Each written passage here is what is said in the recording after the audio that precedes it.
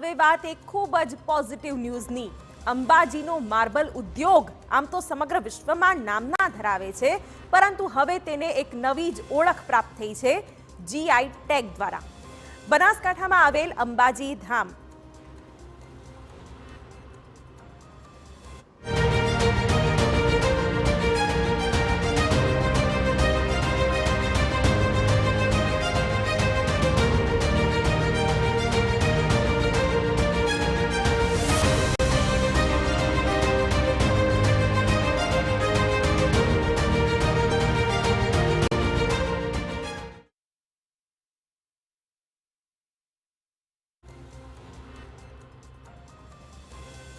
પ્રકારનો આરસ પહાડ પથ્થર એટલે કે માર્બલ પણ એક આગવી જ ઓળખ ધરાવે છે, અને હવે આ ઓળખમાં વધુ એક યશ કલગી ઉમેરાતા તેને જીઆઈ ટેગ પ્રાપ્ત થયો છે।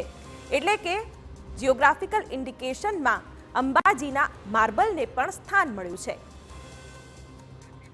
જીઆઈ ટેગ એ ઉચ્ચ ગુણવત્તાની સાબિતી આપે છે, ત્યારે વર્ષોની મહેનત બાદ આ ટેગ મેળવવામાં સફળતા મળતા માર્બલના ઉદ્યોગકારોમાં ખુશીની લહેર ફેલાઈ ગઈ છે। काफ़ी सालों तक टिका रहता है, न इसमें कोई पीलापन आता है, न ये स्टोन कभी डिटोरिएट होता है। आज अभी देलवाड़ा का मंदिर करीब 1 साल पहले, उसकी 1200 साल पहले से था, साल भर पहले कुछ सफाई हुई है, और सफाई होने के बाद आपको अभी लगेगा कि पत्थर ये वैसा ही है जैसे कि सपोज के कल लगाया है। और इस प्रोडक्ट को जीआई टैग मिलने से यहाँ अंबाजी में छोटे छोटे इंडस्ट्रीज़ इतनी हैं जो छोटे टेम्पल बनाते हैं या छोटे आर्टिकल्स वगैरह बनाते हैं, वो फ्यूचर में अपना लोगो लगा सकते हैं जीआई टैग का उनके प्रोडक्ट के ऊपर। ये भी थोड़ी सी फॉर्मेलिटी गवर्नमेंट के साथ बाकी है, लेकिन वो लोगो लगाने से उनकी प्रोडक्ट की वैल्यू बहुत ज़्यादा बढ़ जाती है।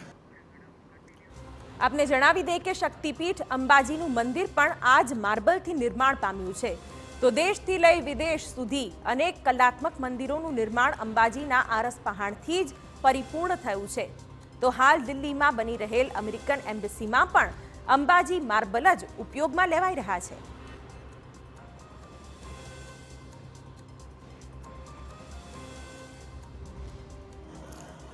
सैन फ्रांसिस्को हुआ, लॉस एंजलिस हुआ है, लंदन के अंदर स्वामीनारायण मंदिर में हुआ है, दुनिया भर के अंदर शिव मंदिर न्यूजीलैंड में बना है, वहाँ पर हुआ है।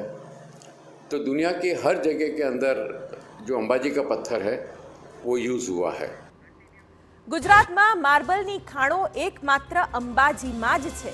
અંબાજીના માર્બલની સૌથી મોટી વિશેષતા એ છે કે તેમાં કેલ્શિયમની માત્રા વધારે છે, અને સાથે તે મજબૂત પણ છે।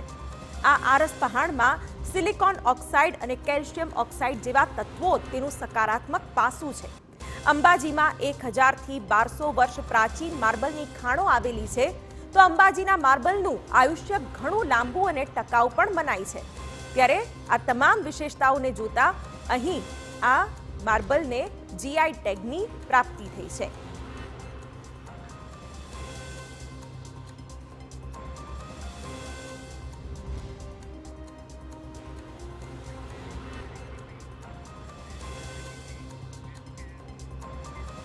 આજના જમાનામાં